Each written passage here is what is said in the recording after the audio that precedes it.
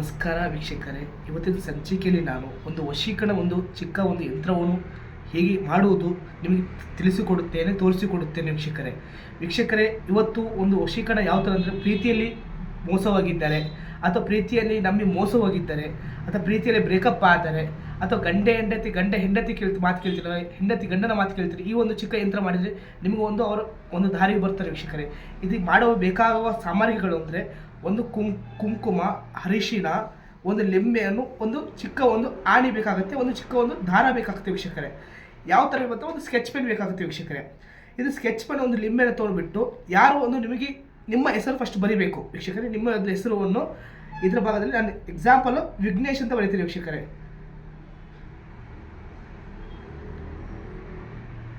ವಿಘ್ನೇಶ್ ಅಂತ ಬರ್ತೀನಿ. ಅದರ ಕೆಳಭಾಗದಲ್ಲಿ ಒಂದು ಪ್ಲಸ್ ಚಿಹ್ನೆ ಹಾಕಬೇಕು ವೀಕ್ಷಕರೇ. ಪ್ಲಸ್ ಚಿಹ್ನೆ ಹಾಕಿಬಿಟ್ಟು ನಿಮ್ಮ ಹೆಸರನ್ನು ಬರೀಬೇಕಾಗುತ್ತೆ. ನಿಮ್ಮ ಹೆಸರು ಬರೆದು ವಿಘ್ನೇಶ್ ಅಂದರೆ ಈಗ ಪ್ಲಸ್ ಚಿಹ್ನೆ ಹಾಕಿಬಿಟ್ಟು ಯಾರು ನಿಮಗೆ ವಶ ಆಗಬೇಕು, ಯಾರು ನಿಮ್ಮ ದಾರಿ ಬರಬೇಕಂದ್ರೆ ಅವ್ರ ಎಕ್ಸಾಂಪಲ್ ನಾನು ಉಮಾ ಬರಿತೀನಿ ವೀಕ್ಷಕರೇ.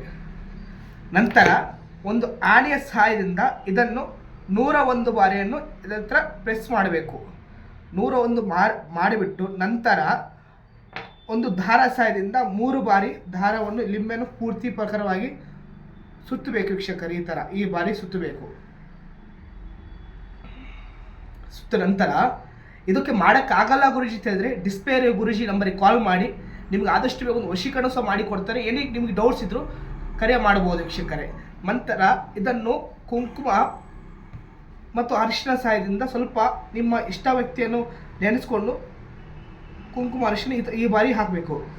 ಹಾಕಿಬಿಟ್ಟು 3 ದಾರಿಯಲ್ಲಿ ಇದನ್ನು ತುಳಿದು ಬರಬೇಕು. ಇದಕ್ಕೆ ಮಾಡೋಕ್ಕಾಗಲ್ಲ ಡಿಸ್ಪ್ಲೇ ಗುರುಜಿ ನಂಬರಿಗೆ ಕಾಲ್ ಮಾಡಿ ನಿಮ್ಗೆ ಏನೇ ಸಮಸ್ಯೆ ಇದ್ದರೂ ಪರಿಹಾರ ಮಾಡಿ ಕೊಡ್ತಾರೆ ವೀಕ್ಷಕರೇ. ನಮಸ್ಕಾರ, ಒಳ್ಳೆಯದಾಗಲಿ.